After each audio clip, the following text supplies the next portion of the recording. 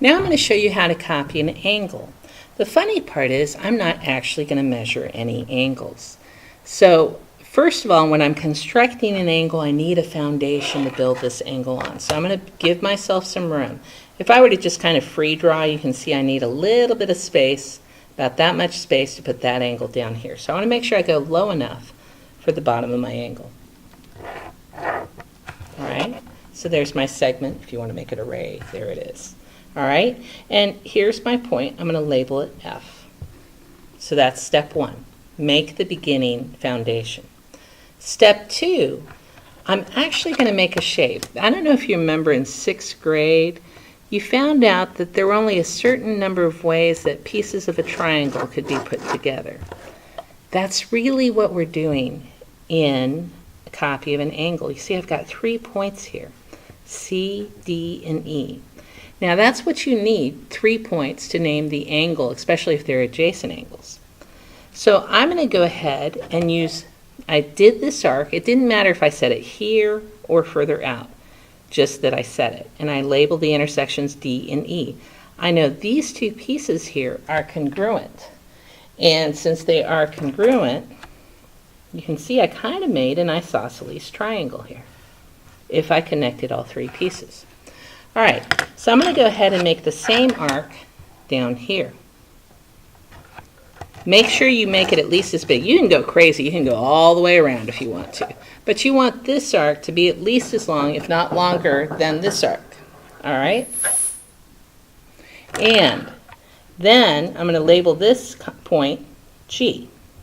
So I know where 2 of my points for my triangle are down here. I don't know where the corresponding point is for this point E. Now I know that this length is the same here is there because I had the same setting on my compass. And it doesn't matter where I draw a line here. As long as I end up on this circle, it's going to be the same length as well. The tricky part is, where do I put this extra point on here? Well, there's another place I can make a measurement over here to help me out. If I measure from D to E, so if I do this measurement right here, kind of this third, the base of my isosceles triangle. So I'm going to adjust my compass. I'm going to put the center on point D and then slide and make a mark just to show that I was making the measurement. It doesn't have to be exactly right. So there's the mark. That's for this measurement right here. Okay. Now, since I measured D was the center, if I go all the way around, I'm going to do it in lightly so you can kind of see. Hopefully I'll be kind of centered here. If I go all the way around, you can see that it makes a circle. Whoops, there we go. It makes a circle around D. Okay? You don't need the whole circle. From here to here was fine. So what I'm going to do, D is like G, so I'm going to make an arc up here as well. Don't need to make a whole circle, but if you want to, you can. Make sure you're using the same hole for the arc up here that you did down here. So what that tells me is that this point, this distance here, is the same as that distance there. Then if I connect all these 2 points, my vertex on my new copy, with that intersection, sometimes you have to hold this down with 2 fingers, and draw my line, I have now made a copy. Angle HFG, put the angle symbol, is congruent to angle ECD. So I have made a copy of an angle. I'll do one more really quickly. Sometimes obtuse can be a little intimidating. Sorry for the overhead speakers being a little annoying. So there's the base, the foundation of my angle. I'm going to do the same thing. It's like I'm making a triangle. I want to make sure that the arc can cross both lines, that it's not outside. If I do it like this and the arc's out here, it gets really weird.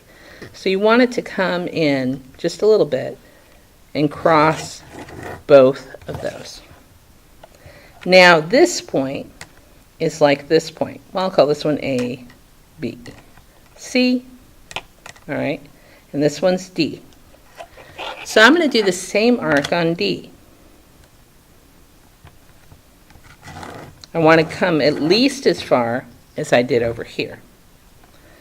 So then I have point DE. I don't know where to put F.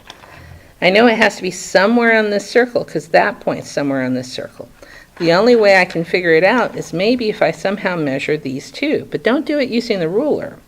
Put the center on B. We're going to do an arc here from the center here, and it's going to cross through here. So let me put the center here, slide this so it goes right over.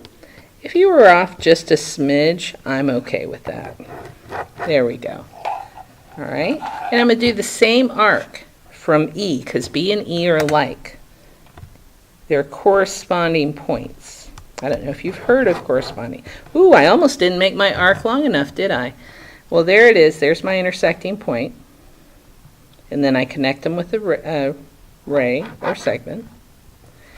And I have a copy.